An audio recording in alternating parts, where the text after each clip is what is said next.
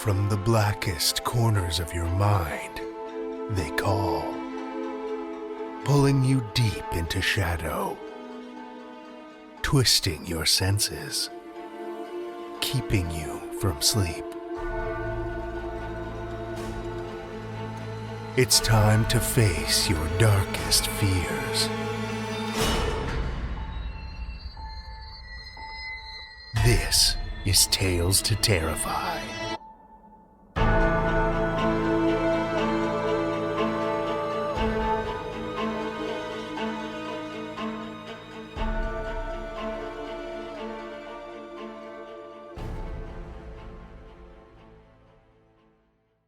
Good evening, children of the night, and welcome. As I warned you last week, Tales to Terrify is now closed to submissions. So if you missed sliding your horror in under the deadline, hopefully you're able to stuff them back into that weird warded box until sometime early next year when we reopen. Speaking of reopening for submissions, we've got some exciting news coming for our contributors in the new year. I don't want to spill all the beans yet, but we're hoping it'll not only help us more fairly compensate the amazing authors who spin these dark yarns for your listening enjoyment, but also encourage even more wonderfully twisted and misshapen original horrors to slither their way into our submissions pile. A huge shout out to patrons and supporters through PayPal for making this possible. We've been able to hit some pretty incredible milestones with your help and support over the last couple of years, and we're excited to have another one looming so close on the horizon. The continued growth and evolution of this podcast relies so heavily on the support of listeners just like you. Even a single $1 a month makes a world of difference. I know I've mentioned it before, but if even 10% of our listeners gave just a single $1 a month, that would be absolutely transformative for our show. More stories, more narrations, more bonuses, and the ability to pay all of our staff and contributors at or above the industry standard for their excellent work. Being completely honest, asking for support is something I struggle to do. You're here for an escape from the everyday, after all. But we're exceptionally proud and thankful for the energy so many people pour into this podcast. And while we've made leaps and bounds compared to the early years, we're still a long way from paying our contributors what they truly deserve. If you're interested and able to shuffle even just $1 or $2 our way once a month, it would mean the world to us. I'm sure you know where to go by now.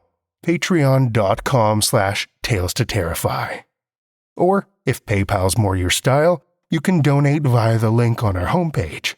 Heck, you can even donate directly through Acast. And to those incredible souls who already support us in one of those ways, I truly, literally cannot thank you enough. All right, that's enough from me. Let's see what darkness we've pulled from the well tonight. Our first story for the evening comes from Orion C. Bradley. Orion C. Bradley has published work in the Missouri Review, The Rumpus, Dark Moon Digest, Daikaiju Zine, and other venues. His first book, Saint's Blood, was published by St. Rooster's Books in April of 2022. He co-hosts the Horror Hangover podcast with Cass Clark. Learn more about him at ryancbradley.com. Children of the night, join me for Orion C. Bradley's Jailbreak, a Tales to Terrify original.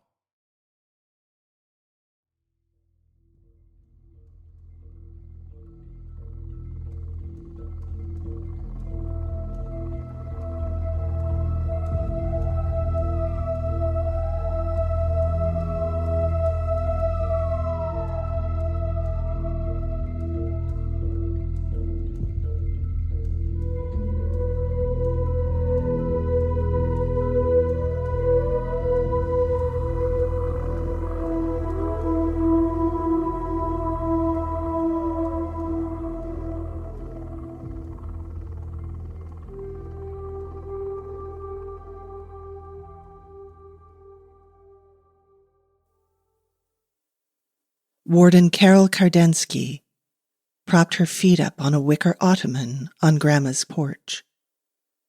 The nagging pain in her knee had finally passed, and it was one of those glorious early spring days when the sun beaming down felt like love on your skin. The smell of freshly cut grass wafted up from the yard. She swayed back and forth in a white rocking chair, leaning on a pillow her grandmother had sewn. That burned in the fire in 1986. The lemonade in her glass was freshly squeezed, and her early retirement didn't seem so bad now. Forget the 1,000 prisoners in the Supermax. The new warden's name had slipped her mind, but she was sure they would do fine.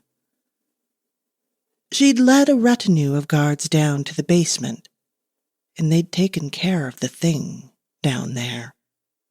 Carol. She stretched her arms back, inhaled peace, exhaled stress. The lemonade was fine. The only thing that was missing was a dog. As she thought it, 2 dogs zigzagged up the front walk. The first, Kiki. She should be in Connecticut, not Pennsylvania. Was a miniature schnauzer with a white snout and black fur around her eyes that made her look like a cartoon thief.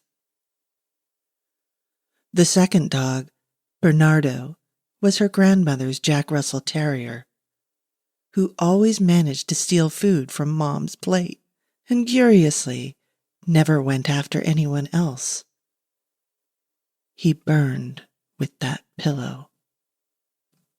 The dogs chased each other, nipping at one another's heels as Carol laughed. A small boy followed. Her boy, Tommy, as he was at 7 or 8. Tommy's still mad, and you won't apologize, you stubborn thing. He was giggling, and it took her back to the time when she'd roll around on the floor for hours, making silly noises just to see him smile, before things had gotten so complicated. Kiki jumped into her lap first, then Bernardo. The 2 jockeyed for position, then settled. Tommy padded up the steps after them. "Did you see me, Mom? I almost caught them." He smiled, 2 front teeth half grown in. He didn't lose them at the same time. Carol took another drink of lemonade, the perfect mix of sugar, water, and lemon juice. Carol never got it right, but Grandma never missed. "You want a lemonade?" she asked her boy as she poured him a glass. Tommy gulped it down and smiled again. The sun glinted off his perfect, grown-in white teeth. He never brushed that well. She needed to reapply sunscreen on Tommy and her. There wasn't any on the side table. And then there was. It had always been there. "Something is wrong, Carol. Wake up." She picked up the tube. It had the right consistency, the soft skin of the new tubes indenting where the paste slid under her fingers. The color, a sedate blue, was perfect. The words were wrong, though. Something that resembled text was scrawled in the right spots, the right color, but not actual words. She squinted and didn't get any clearer. Something was wrong. Yes, now look out past the yard. Kiki jumped up and licked Carol's ear. The dog loved wax. No matter how much time Carol spent with a Q-tip, Kiki managed to find more. The dog's tongue tickled, wrestling a giggle out of Carol. Tommy poured himself another glass of lemonade, using 2 hands to maneuver the pitcher, and still not getting it all in the cup. "Cookies!" he yelled. "It's trying to distract you. Remember the sunscreen." A plate of cookies, fresh from the oven, chocolate chips still gooey, took the sunscreen's place next to her lemonade on the side table. Carol picked up one with 2 fingers, trying not to smudge her hands with the melted chocolate. She took a bite. Heaven. As good as the lemonade, maybe better. She stuffed the rest of the cookie into her mouth. Then a second. Tommy scarfed down 4. The sugar rush would drive Dale mad, but kids needed to be kids. Panic stabbed at her. The diabetes. Her sugar would be spiking if she didn't take some insulin soon. All at once, relaxation rolled over her, like the pain in the knee. The diabetes was gone here. Look past the yard.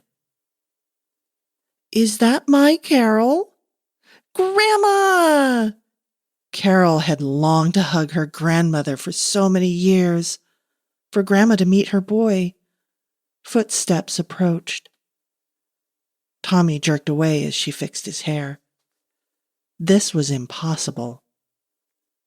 After the fire, Carol had told herself that her grandmother had moved to Santa Fe.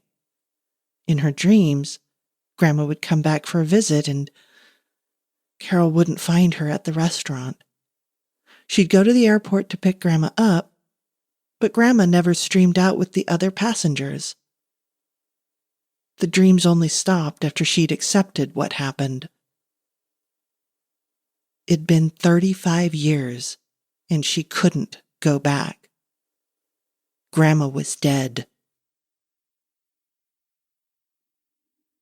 Kiki poofed out of existence. Bernardo transformed to what he'd looked like after the fire, fur singed off, leaving black skin and a liver exposed. She screamed as she tossed the dog carcass off her lap. Tommy was a man again, and he grimaced when he saw her. She looked past her boy, past the walk. Yes! Beyond the wintergreen boxwood shrubs, there was nothing. A void of the deepest darkness. The sky ended too. The sun beat down in a blue square above her.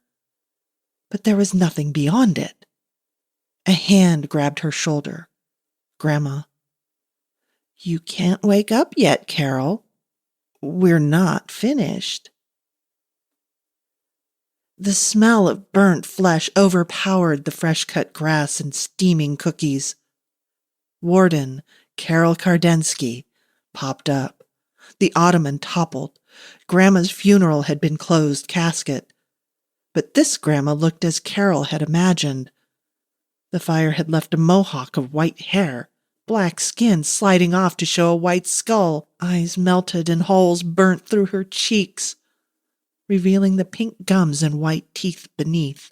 "You're not her," the warden said. Grandma laughed, a discordant deep sound echoing around her insides like a broken piano. "You left the hair straightener plugged in, Carol." Her legs went weak. She grabbed the closest wicker chair to keep herself up. That fear had niggled in the back of her mind for so long, but the investigator had declared the fire electrical. "You did this." Grandma pushed a finger between the charred flesh of her cheek and the bone, stretching it. Grandma hadn't been like this. Yes, the parasite had gotten inside her. "Let me out," the warden said. For a second, she was back in control of her body. It felt like she'd broken out of a night terror. She blinked, the old turn it off and then on again. As she tried to get her head on straight, her body was in the dome in the center of the cells of E Ward, and Associate Warden Andy was on the ground in a downward dog position. Except his head shouldn't have been able to bend in that direction. Oh, God. The seat of his pants was wet with shit, and the smell floated up. Andy was dead. Outside of the dome, the cell doors were open, and the prisoners were flocking towards the unattended exit. What had she done? What else had it done while it was her? She pressed the talk button on her walkie. "We have a big problem. Code red. Anyone who can read me, code red." She ran towards the stairs, and it felt like someone had hit her in the head with a 2x4. Carol propped her feet on a hotel room bed, covered in rose petals. The nagging pain in her knee had finally passed. It was a fine day. The sunshine came through the balcony's door and bristled with what felt like love. It's February, and salt has jaundiced the snow. Marvin Gaye was singing about getting it on in the background. Carol sat upright. Good, remember. She hadn't been at a hotel in years. That asshole, Cade Tomlinson, had bought the prison. Thanks to the COVID recession, the old owners had to sell. They were horrible too, but they'd at least respected the thing in the basement. When she told Cade about it, he'd laughed. Keep going. Her velvet robe, the only thing she had on, caressed her skin. Tomlinson had given her her walking papers, and he'd planned on letting it get into Gen Pop, where it could swap bodies as much as it wanted. Catching it would be like a game of 3-Cup Monty. Someone unlocked the room's door. "Not now, Grandma," Carol said. But the man in the doorway was not her grandmother. His soft eyes pierced hers. His hair the perfect amount of unkempt. His open shirt revealed a six-pack, and she couldn't help herself. Her mouth watered. She wanted to lick whipped cream off of those abs. "I've been thinking about you, Warden," he said. His voice was soft and sexy. He rolled a cart with a bottle of champagne and a bucket of ice to the bed. He reached, slowly, and brushed her hair behind her ears. He cupped her face. His eyes sparkled. She trembled. This isn't real. No, it wasn't. And even if it was, she was married, had been for 27 years, and neither of them had strayed too far. "He doesn't need to know," the man said, eyes smoldering. "When was the last time you did something just for you? Dale wasn't a bad husband. Thick around the waist now, but so was she. He always made sure she got hers. He worked, helped with Tommy. She loved him, and he loved her. But it wasn't an exciting dance all night, tell anyone who will listen kind of love anymore. Life with Dale was more like a warm sweater on a cold day. But compared to what her sister had with that asshole Lyle, Carol had it good. Still, it took nearly all her willpower to push the dream man away. He pulled her hand onto his meaty chest. God, it felt nice. "It's okay," he said. "You can enjoy this." It's not real. Neither are your dreams.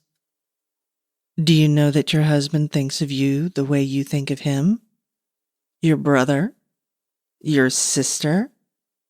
Your children? You think you know, but you haven't plumbed their depths, looked into the soft, dark spots. Everything in your life is a fantasy, assembled from incomplete information by a slowly scrambling piece of electrified meat. He uncorked the champagne bottle with a pop. White suds leaked out of the mouth. Why not indulge? She let him kiss her, his warm, wet tongue exploring.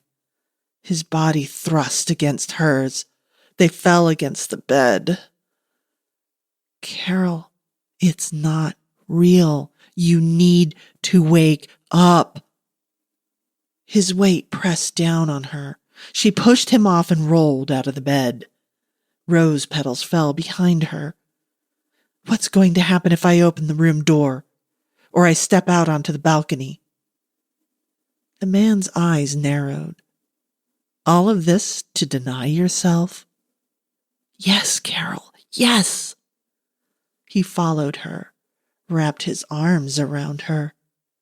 The hug transformed into a vice when she tried to back away. She broke the champagne bottle on the hotel end table. Sorry, handsome, she said, but this wasn't real. She thrust the broken shards into his stomach. It was a shame to destroy those perfect abs, even if in a fantasy. He groaned and fell back onto the bed, trying to staunch the bleeding with his hand. She tried the door. The knob rattled, but it was a decoration, not a tool. She squinted at the rest of the room, looking for the loose thread to unravel her prison. The man pressed the satin sheets against his wound, reddening them with blood. The balcony doors were fastened shut too. The view beyond, a beautiful beach bathing in sun, was painted between the panes. She grabbed the ice buckets and swung, breaking a hole in the door, revealing the great nothing behind it. I'm coming out now, she announced. She reached her hand in through the hole, into the chilly abyss. This time she was in the basement, Chief Holloway covering his face with a handkerchief next to her, kneeling in front of the mummified remains of the man the parasite had lived in. The chief rolled the corpse from its side to its back with a pen. How long did you say he's been down here? He asked. His white mustache masked his lips as they moved up and down. She reached for the wall, anything really, to keep her balance. Switching in and out of the parasite's world disoriented her, as if she'd done a backflip underwater without plugging her nose. I need something if I'm going to smooth this over. The feds are on their way. Cade Tomlinson is on the horn, screaming mad. The governor wants to know why you released the prisoners. The DA wants to press charges, Chief Holloway said. But let's talk about the corpse first. Kill me, she said. A wave of dizziness hit her. That thing was taking her under again. Before it can... This time, the thing burrowing its way through her mind sent her to her own living room. The stack of unread fine gardening magazines reached as high as the armrest of her threadbare polyester easy chair. Paul Hollywood awarded someone a handshake on the Great British Baking Show. Kiki snored gently on Carol's lap. It's not real. I know, she muttered. She stood up, sending Kiki hopping onto the carpet. The parasite hadn't bothered with taking away the pain in her knee here in this fantasy. You're going to have to do better than this, she yelled. What, honey? Dale yelled from the kitchen. The smell of steaks sizzling wafted in from the kitchen, followed by potatoes in the oven. Marrying a man that could cook was the best decision she'd ever made. But this was an illusion, and she needed to find the dangling thread so she could unravel it. Behind her, the doorbell rang. "You expecting someone?" Dale yelled from the kitchen. "Don't answer the door. It's a trick." The screen door creaked and she scoffed. In the real world, that door stayed locked at all times. You couldn't stop a crime of determination, but you could stop a crime of opportunity with a plastic lock. The front doorknob turned. She braced herself for her dead grandmother, for her dream man, for whatever fantasy came next. Tommy walked through the door, her boy. He looked thicker now, like he was eating well and had kicked the compulsion to constantly exercise. It's not him. His smile, the real one, not the one he forced for photos, lit up his face. "The door was open, so I came in." "Is that Tommy?" Dale yelled from the kitchen. But he didn't come out, because the monster from the basement wants to lock you away. Dale wouldn't stay in the kitchen if Tommy came home. "Tommy?" Carol asked. It had been 3 years. He'd gone to California with Melissa in his ear, whispering. He was waiting for Carol's apology when he owed her. Every time Dale said they should call, send a birthday card, she'd said the same thing. The ball was in his court. He told her not to call. And heaven forbid she went against the little prince's wishes. But God, March 5th these last 3 years. It had been a Herculean feat for her not to pick up the phone. And here he was. "You know it's not real." The dull ache she pretended wasn't there sharpened. "Mom," he said, rubbing his thigh through his jeans. Whether he was 22 months or 22 years old, that gesture had stuck with him. Who cared whose ball the court was in? "This isn't real. Tommy is in California. He's not thinking about you." "Shut up." She knew that on the outside, the feds would be arriving. They'd have questions. Who was the man who'd been kept in the prison basement for the last 120 years? How had the food on his trays been emptying with a body in this advanced state of decay? Cade Tomlinson, the governor, and the DA were all working out a way to put her into prison. They won't be able to catch it again. Think about how much damage it could do. What could it do? Take one person at a time? And what did people in the 1900s have that they didn't have now? Just once, this one time, she would do something for her. It'll leave a path of destruction. "I'm sorry," Tommy said. "I should have never... Look, it's going to be different now. Melissa was a mistake." Tommy wrapped his arms around her. He still used Axe body spray. A little too sweet, but so familiar. Forget the monster. Carol melted into her boy. It's not going to be real. But what was?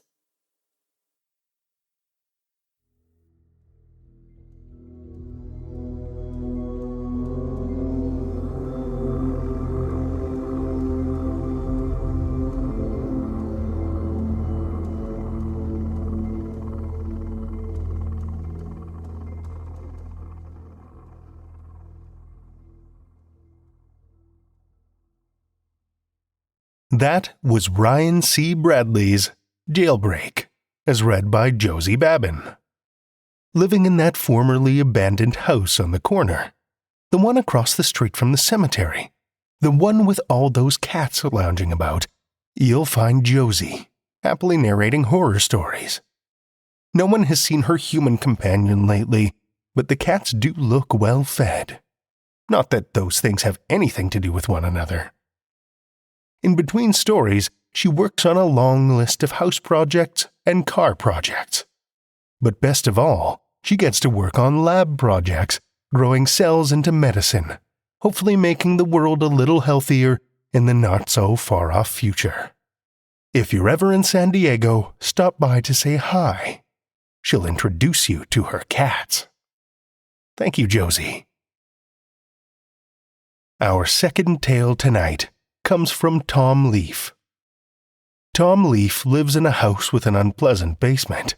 He has no pets, he practices his smile almost every day, and has been scrawling words in notebooks, both lined and unlined, for some years now. Some of his writings make sense. Tom knows that he should be engaging with people on social media whilst developing an effortlessly intriguing bio. He can't right now. He's too busy writing the kind of stories he would like to read. Listen with me, children of the night, to Tom Leaf's Here, Kitty Kitty, a Tales to Terrify original.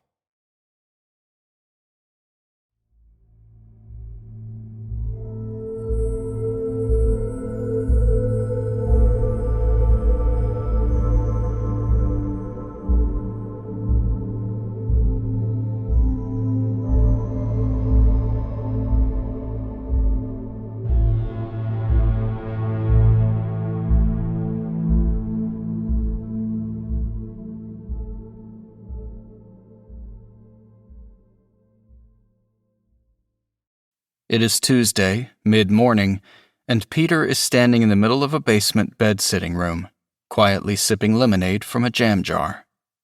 No living creature, except Peter, has occupied this threadbare space for some time. And yet the pernicious smell of cat excrement permeates the room like a brown mist. Peter doesn't mind the smell. He is wearing his slippers. They are tartan and threadbare. Peter is quietly thinking about room 11. Peter was moved from room 11 1.5 weeks ago. Room 11 had been secure. It had been a unit, which means one, so Peter hadn't needed to share with anyone else. A man whose name was called Simon was paid to look after Peter. It was what Simon called his job. Simon's hair was bald color, and Simon liked to whistle. There hadn't been a window in room 11, but there had been 4 pictures on the wall. Peter remembers that the pictures made him feel calm. Simon had told Peter that the pictures showed the 4 seasonings, or something like that, and that the 4 seasonings mean nature. Peter likes nature. Nature means fruit, and leaves, and animals. Animals like Bauble, the kitten. Simon had found Bauble stuffed under Peter's bed. After Simon had found Bauble, things had changed for Peter. Simon had said that he couldn't look after Peter anymore, not in room 11 anyway. Peter remembers the day that Simon had moved him from room 11 to the bed-sitting room. He remembers how the brown-faced boy with the wet forehead in room 8 and the cross-eyed thin girl from room 10 had both shouted at him from across the corridor. The small wrinkly girl next door in room 9 had been crying and scratching at her own face, which seemed like a silly thing to do, Peter had thought. The van that Simon had bundled Peter into that day had smelt of spit. That was the day that the quiet throb in Peter's forehead had been replaced by the fat headache. The fat headache is now always there. When Simon brought Peter to the bed-sitting room, they had both felt sad. Simon had sighed, twice, and he'd said that it would be safer for Peter in the bed-sitting room. Peter was here on what Simon had called a mobility visit, and then Simon had said that Peter would be staying here for a little while. until everyone had forgotten about Bauble. Now, as he thinks about Bauble, Peter makes his mouth into a smile shape. His right hand, nails bitten to the quick, drifts to the front of his blue corduroy trousers and pauses there, unconsciously lingering in fluttering expectation. Bauble had been all wriggly. Peter remembers how he had held Bauble's face really tightly to stop him from being wriggly. He remembers squeezing and squeezing and squeezing. Pop goes the Bauble. Simon had found Bauble the kitten. But Simon would never find the others, Tinky, Pom-Pom, and Crunch, nor the puppy Mike. During the summer, Peter had carefully built up his collection. When he hadn't been asleep in room 11, or very wide awake in the White Room with Dr. Barnes, Peter had spent his recreation periods hiding quietly behind some green bushes, waiting for the time when a new friend would stray into the big garden. Peter was the one who had removed their collars and given them new names. He had been the one who had found them. Finders keepers, easy squeezers. Peter hadn't collected them all at the same time, though. That would have been silly. Peter had taken his time. He had been patient. Patient Peter. It is Wednesday, early evening, and Peter half-heartedly pushes a wet chicken egg and a gray pig chop around a small greasy pan. He is fending for himself, as Simon would say. Peter has forgotten how to switch on the electric hob. The bed-sitting room belongs to Simon, and even though Simon doesn't live here, he lives nearby, and has promised Peter that he will check in on him at least once a week. In the meantime, Simon says Peter needs a lie-low, or to lie low, or to lie on a low lie-low.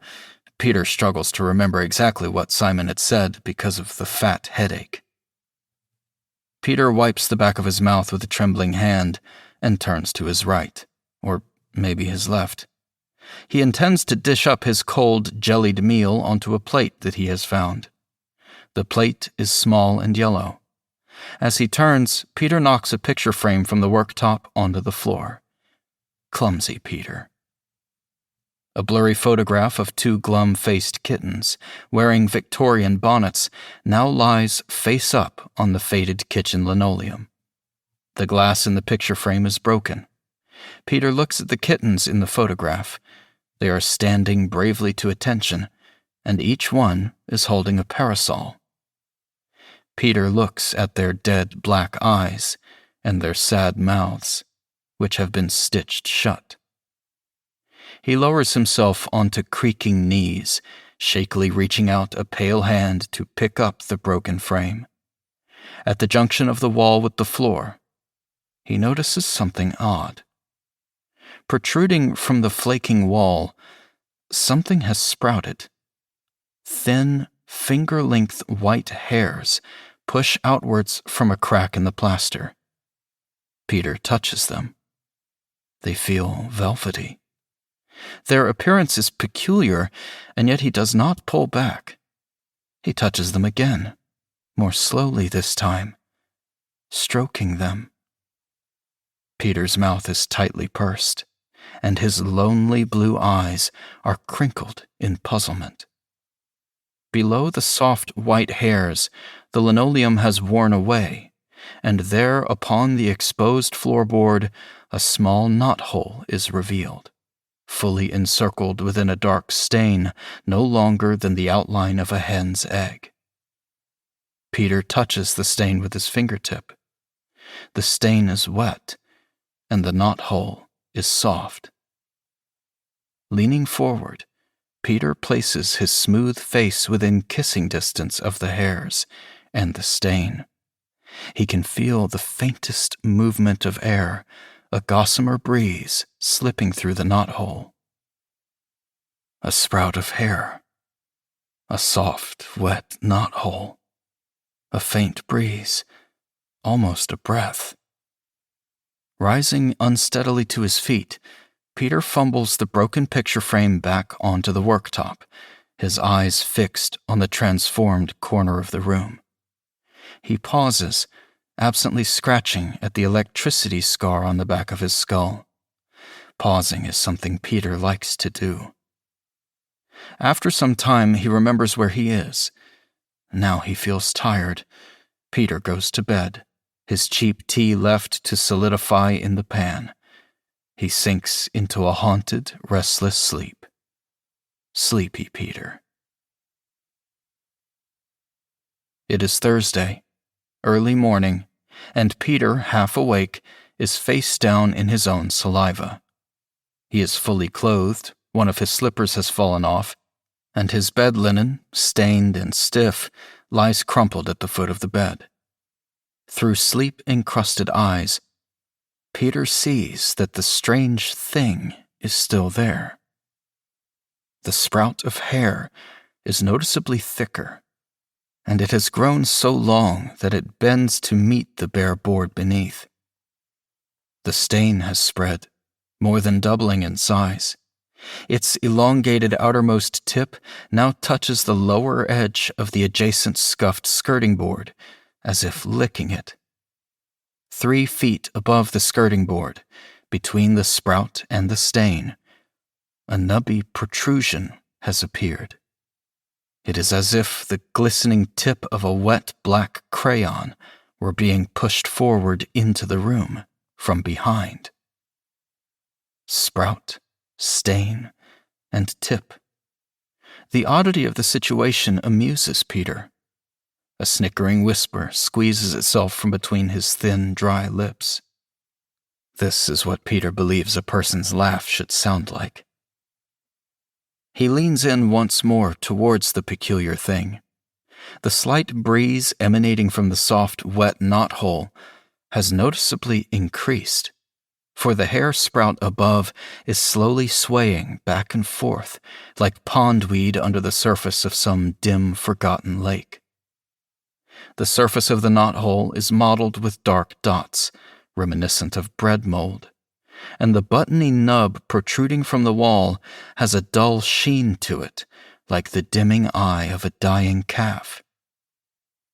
Tentatively, Peter lifts a trembling finger and places it gently upon the buttony nub. The nub flinches, and a faint, plaintive mewling seeps from the mottled, wet lips of the knothole. Peter presses again, firmer this time.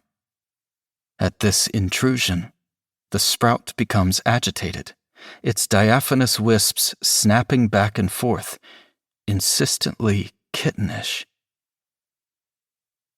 "It's alive," whispers Peter, to no one else in the room. As if in recognition of this epiphany, the knothole closes creakily in upon itself. There is a slight pause before the knothole swiftly snaps back open, vomiting forth a thickly slick trickle of black spotted mess. Peter flinches, yelping in primal fear, repulsed by the spawn-like froth bubbling in wet abundance out of the timber throat. Peter's gorge rises in reaction to the fetid stench of vomit and excrement wafting up from the rapidly growing pool of soft, glutinous muck in front of him.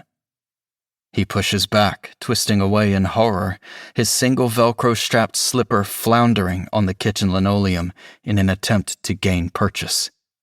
Scrabbling to his feet, and with barely a backward glance, Peter rushes, terrified, to the presumed refuge of the bathroom. It is Thursday, mid-morning, and for the last hour, Peter has been in hiding, wedged between the toilet bowl and the curved edge of the cast-iron bathtub. His panicked, ragged breathing is doing little to mask the insistent sounds of activity from the bed-sitting room, and the feeble daylight creeping under the bathroom door is increasingly punctuated by flickering shadows of feverish movement. Flapping slaps can be heard, as though something wet and heavy were lifting itself up, only to flop back down onto the kitchen linoleum. The bathroom door has no keyhole, and the gap beneath provides no adequate line of sight. Mustering all of his courage, Peter creeps out from his hiding place and carefully places his ear against the door. The bed-sitting room is being systematically torn apart, as though whatever now inhabits the room is searching for something or someone. A pan lid clatters to the floor, spinning in ever-decreasing circles. A cupboard door is dashed into splinters, and the harsh metallic screech of a tap being torn adrift is followed by the splashing gush of water cannoning off the peeling, yellowed ceiling. Peter's bare foot is wet. His refuge has been breached. A fast-flowing stream of water is running under the gap in the door. Flotsam, timber splinters, rotting food waste, and torn chunks of the foul-smelling black spawn washes across the bathroom floor, swilling up against the skirting boards and circling around the clawed feet of the bathtub. The bathroom door hammers rapidly against Peter's face, a frenzied demand for entry from whatever horrific entity is running amok in the bed-sitting room. Startled, Peter backs away, eyes wide in shock. The hammering persists, and the thin plywood door shakes violently, threatening to break free from its hinges. Whimpering uncontrollably, Peter turns to stare at the cast-iron bathtub, stained and sturdy. Wading towards it on trembling legs, he climbs in, curling himself up as small as he can, trapped and petrified. As abruptly as it had begun, the hammering on the door ceases. Peter, eyes squeezed tightly shut, remains perfectly still, silently counting off the passing seconds. From the bed-sitting room, the roar of cascading water continues unabated. Peter counts slowly up to 73, the largest number he knows, and then peeps over the roll-top edge of the bathtub. He climbs out, knowing that he cannot spend the rest of his life in the bathroom. Peter pulls open the bathroom door, immediately regretting his decision. The black spawn reigns supreme, completely covering the floor in spectacular fashion, its stinking globular mass stretched thickly to every corner, bobbing serenely on the ever-rising tide of gushing tap water. In the corner of the room, the hair sprout rises in thick abundance from beneath the carpet of black spawn. It clings to the remain of the kitchenette in a matted profusion, and has scaled the wall up towards the ceiling, where it hangs, forming a gently swaying canopy. The glistening buttony nub protrudes egg-like from the wall. Intently scanning the room, its darting gaze is sporadic and fretful. The nub spots Peter and freezes. As if on cue, a flurry of sliding movement signals the entry of something new, and Peter's wildly rolling eye spots twisting motion in the darkest corner of the room. His linen has become insistent.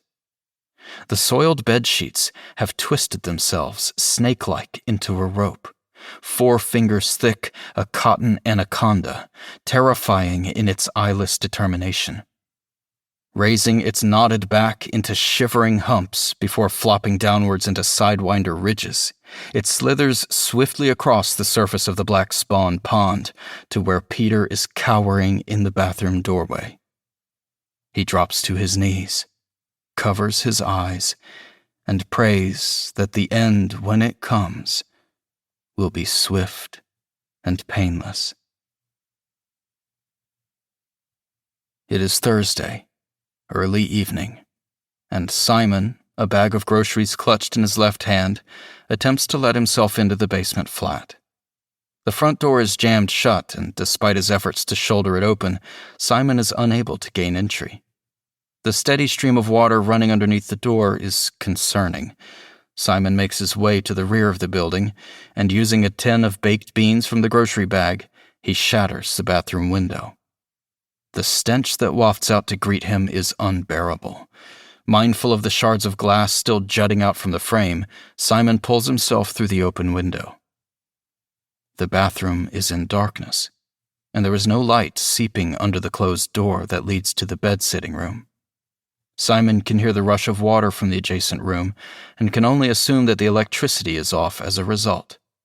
As he fumbles for his mobile phone, Simon can just about see the faint outline of the bathtub in front of him. Unlocking his phone, Simon turns on its torch and discovers what has become of Peter's body.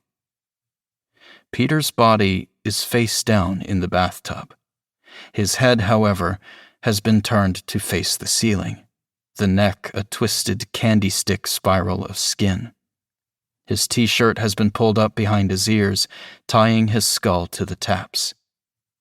Peter's pale blue eyes, marbled with blood, have been squeezed from their sockets and are playfully lolling upon the dead cheeks below. His mouth has been forced open in an endless scream, throat stuffed to the brim with a thick clot of blood and hair. Peter's swollen torso, face up, stomach down, is slowly undulating from within, the skin tightly stretched outwards like a wet balloon. This rippling liquid undulation is causing Peter's body to lift and then drop back down. As it does so, his belt buckle clinks against the bottom of the bath. Up, then down, slowly and repetitively.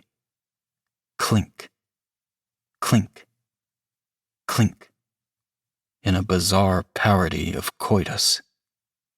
It would appear that something has taken root inside Peter and is keen to escape. Simon stands transfixed in disgust, the bag of groceries forgotten, a clenched fist thrust firmly into his mouth in an attempt to stifle a scream. Each time Peter's body rises out of the bathtub, the spine is pressed almost to breaking point against the skin of his back. The rising and falling of Peter's torso is becoming frantic, faster and faster, up and down, up and down. Tiny spots of blood bloom into life across Peter's flesh, as if pins were being pushed through from beneath, their number increasing in multitude, a constellation of blood dots peppering his bloated flesh.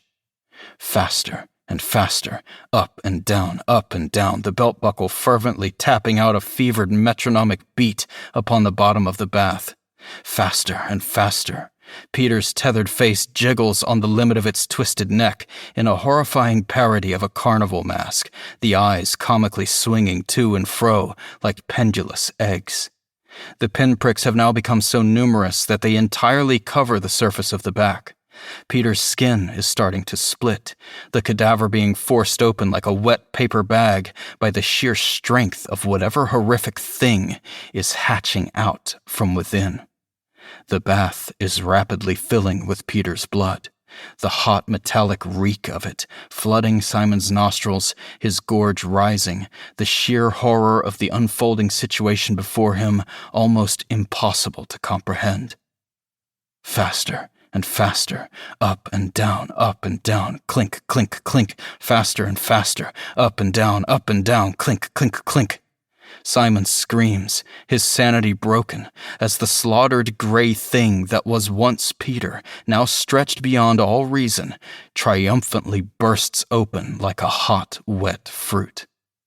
The wonderful surprise within is vomited forth, pushed up and against the fatty confines of the rib cage, every haunted element wondrous in its peculiarity. 5 things. Empty-eyed, gloriously dead, fetal. 4 baby cat shapes, and a baby dog shape. Peter's friends are inside him, where they always belonged. Welcome back, friends. And finally, rest in pieces. Dead Peter. Upon the kitchen worktop, the picture frame remains in place. The kittens still stand to attention. They still resolutely clutch their parasols, and their eyes still glisten blackly, like cold, dead stars. Now, however, their tiny, grinning mouths, finally unstitched, reveal themselves to be full of small, sharp teeth.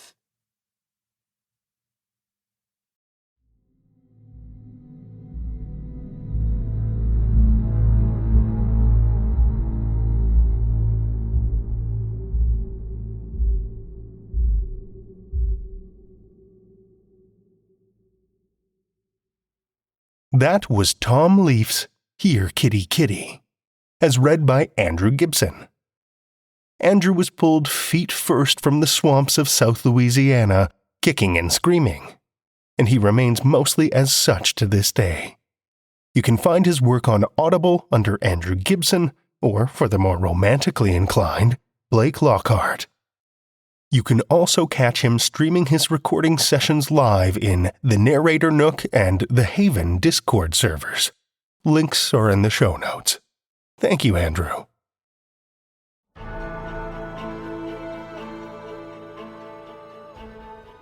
Well, children of the night, the hour is late, and we've run out of tales to tell. For now. Tales to Terrify is made possible by the tremendous generosity of our supporters on Patreon and PayPal. Incredible fans like Lestle Baxter, Paul Belcher, Amanda Carrillo, Amanda Gottfried, and Orion D. Hegre, whose generous support helps keep the lights on and flickering ominously. Not a supporter already?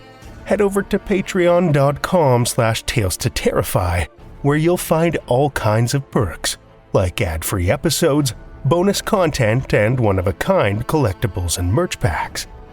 Every dollar goes back into this show to make it as horrific as possible, and we appreciate it so much. Want another way to support the show that doesn't cost a cent? Head over to Podchaser, Spotify, or Apple Podcasts and leave us a 5-star rating or review. You'll not only put an unnaturally wide smile on our faces, but help new listeners discover our terrifying tales too. Why not share your love of the show out in the world with some Tales to Terrify merch? TalesToTerrify.com/merch will take you to our TeePublic store, where we've got a great collection of creepy custom and curated designs, so you can show those around you just how twisted you truly are. Tales to Terrify is produced by Seth Williams, Meredith Morgenstern, Andrew Gibson, Crystal Hammond, Spencer Disparty, and myself, Drew Sebastini, with original theme by Nebulous Entertainment. Tales to Terrify is distributed under a Creative Commons Attribution, Non-Commercial, No Derivatives license. Join us again next week as we seek answers beyond the veil with more Tales to Terrify.